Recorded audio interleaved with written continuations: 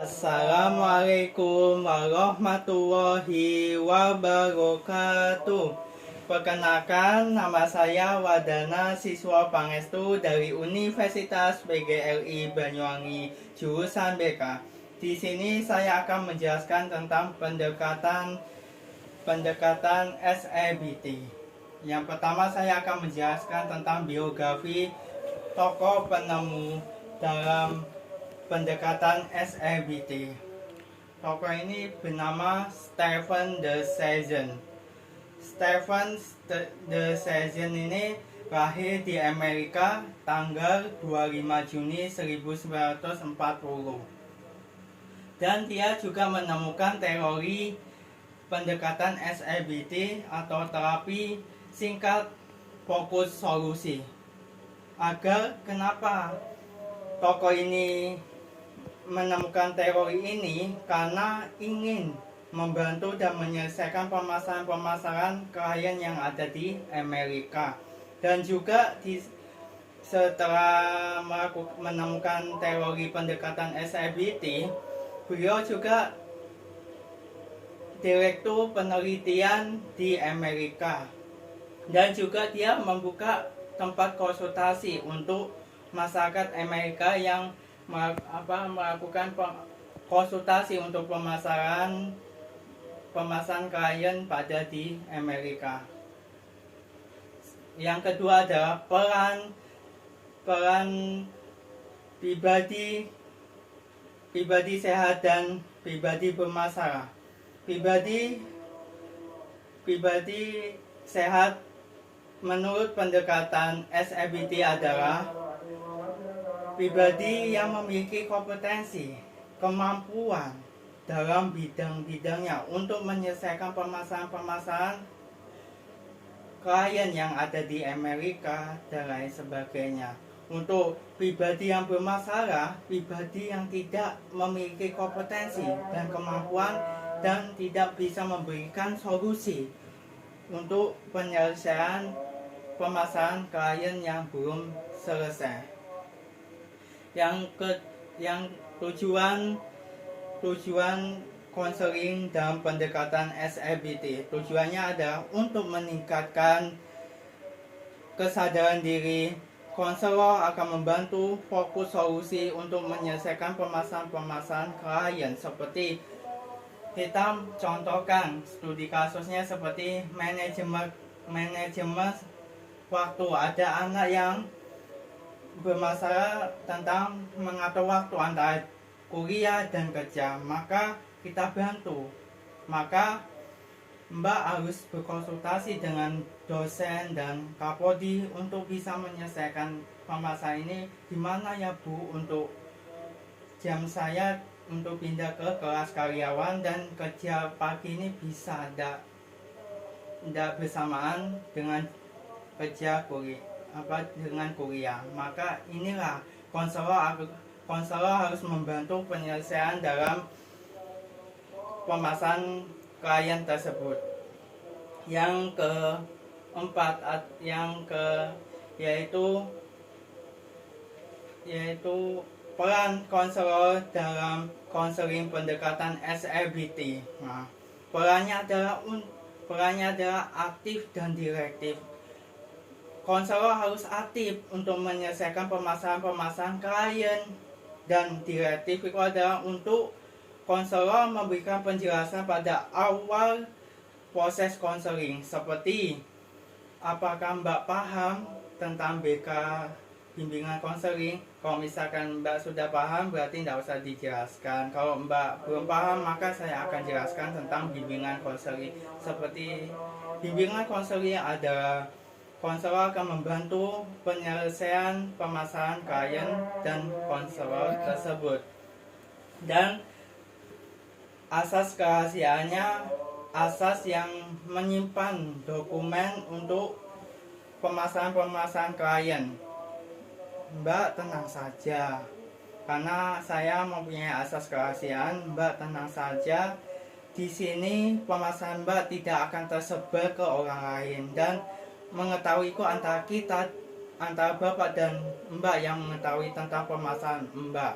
Dan ada lagi yaitu batas waktu untuk konselor minimal, misalkan batas waktu proses konseling kita akan 20 menit. Nah, dan ada proses terus konselor bertugas, ada konselor memberikan fokus solusi untuk menyelesaikan permasalahan-permasalahan klien tersebut. Maka konselor ini harus menerapkan penyelesaian permasalahan dengan teori SABT tersebut.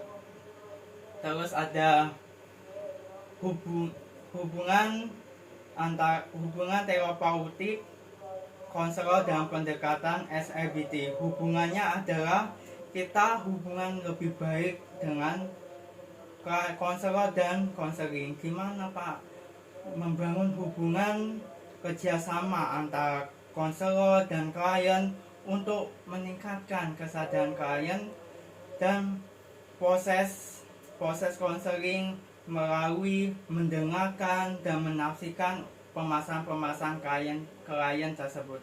Gimana ya, kita harus menghargai, saling menyapa.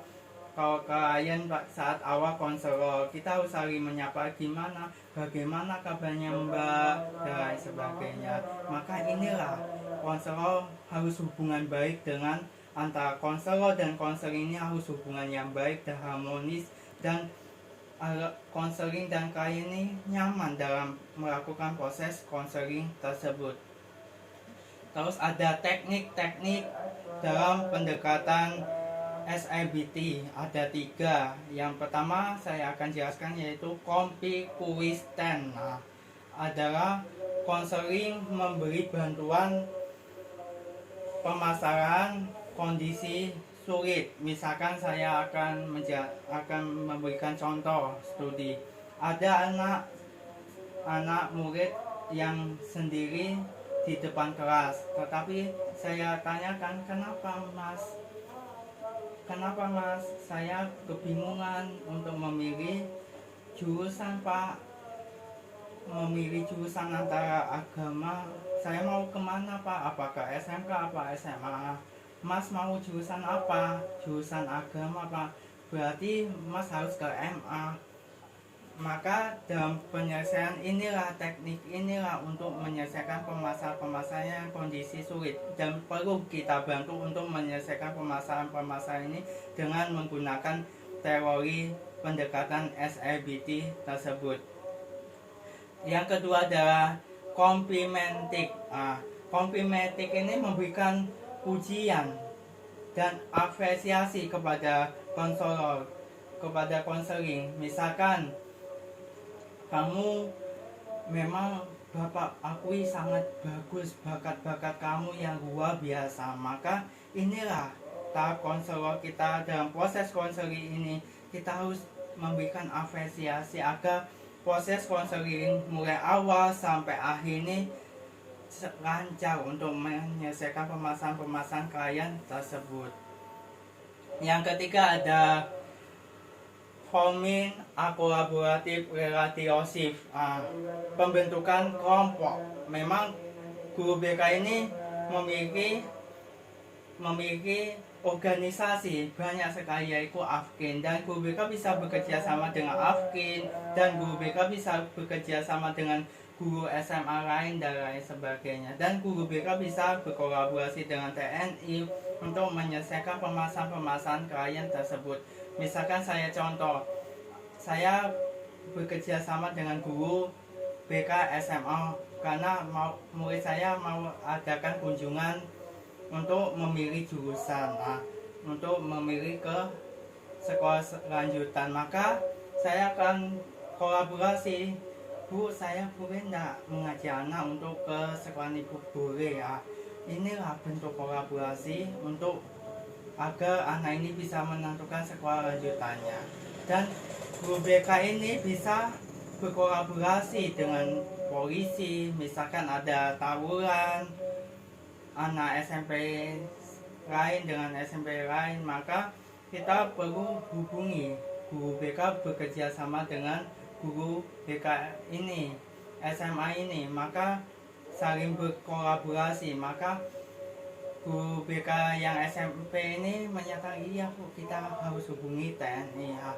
Guru BK ini akan berkolaborasi dengan polisi, maka kolaborasi ini penting untuk menyelesaikan permasalahan-permasalahan tersebut. Maka saya menghubungi untuk bekerja sama untuk polisi, Pak tolong amankan anak-anak ini yang tawuran. Nah, inilah bentuk kerjasama antara konselor dan bisa berkolaborasi dengan siapapun, dan sama kepala desa bisa guru BK untuk mengajak anak yang putus sekolah, kita ajak kembali untuk sekolah kembali. Inilah pentingnya guru BK berkolaborasi dengan semuanya. Maka di dalam pendekatan SIBT ini perlu kita selesaikan dengan pendekatan terapi solusi ini. Terus yang terakhir adalah kritikan dan saran untuk dalam pendekatan SIBT. Memang saran saya adalah memang pendekatan SIBT dan psikoterapi ini dipengaruhi oleh konseling postmodern.